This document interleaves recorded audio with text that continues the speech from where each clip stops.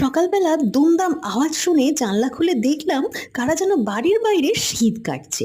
কিছু বুঝতে না পেরে হেঁকে জিজ্ঞাসা করলাম, আসলে কয়েক মাস আগে সরকার থেকে যে কল দিয়েছিল না বাড়ি বাড়ি, তার জন্য তো রাস্তা কেটে পাইপ বসানো হয়েছিল।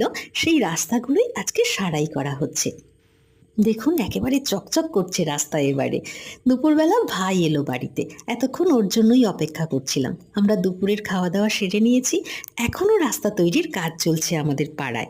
বিকালবেলা নামলো মুষলধারে বৃষ্টি।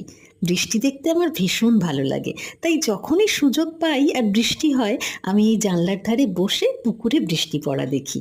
বিশেষ করে বৃষ্টির পরে গাছগুলো দেখতে আমার ভীষণ শান্তি লাগে, যেন তারা সব জল শুষে নিয়ে একেবারে সতেজ হয়ে ওঠে।